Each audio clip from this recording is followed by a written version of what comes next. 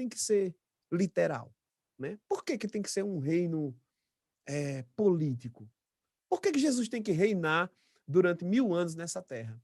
Olha, eu entendo. A primeira coisa, porque a Bíblia diz que ele vai reinar por 1000 anos.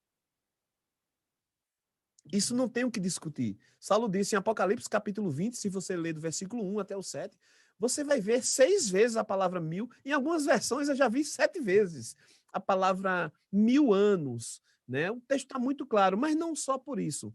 Eu gosto de analisar também uma necessidade de ser literal, Saulo e Jonatas, porque o próprio Deus falou que ia ser, sabe?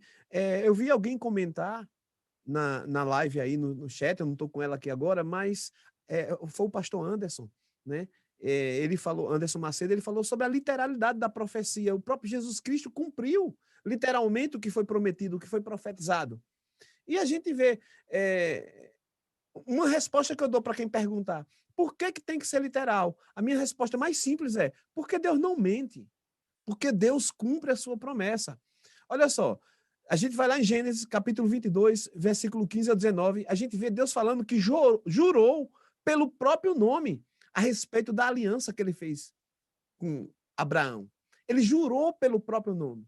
Então, a aliança que ele fez com Abraão vai se cumprir. Deus garante isso.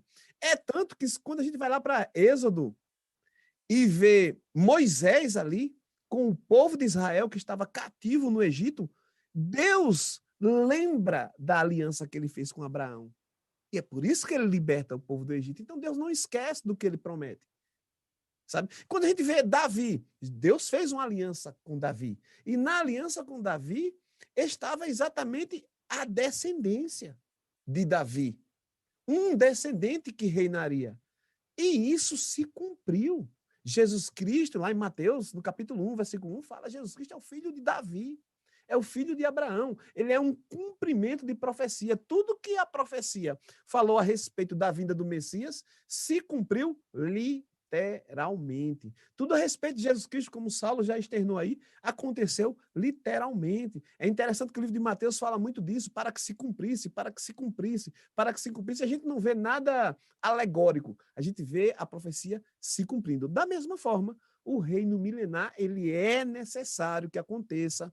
O reino milenar no seu aspecto político, literal, terreno, é necessário porque há uma promessa do próprio Deus na Bíblia. Ele prometeu que ia acontecer. E eu sempre digo assim, se as promessas, todas as promessas que estão no Velho Testamento, que se cumpriram, elas se cumpriram literalmente, por que essa não vai se cumprir literalmente? Por que essa está se cumprindo de forma somente espiritual?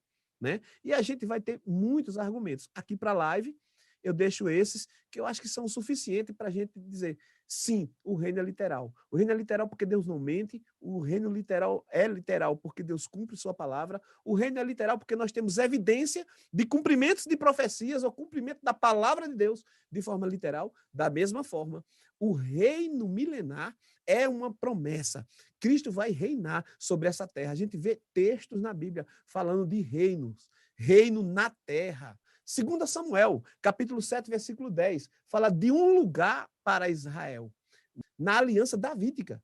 Quando está falando com Davi, quando Deus está falando com Davi sobre a aliança davídica, ele fala de um lugar para Israel. Um lugar, e Israel não vai ser mais atormentado pelos seus inimigos. Fala de um lugar real, de um lugar nessa terra, de um reino político, terreno e futuro. Isso vai acontecer, vai se cumprir, porque Deus prometeu, e ponto.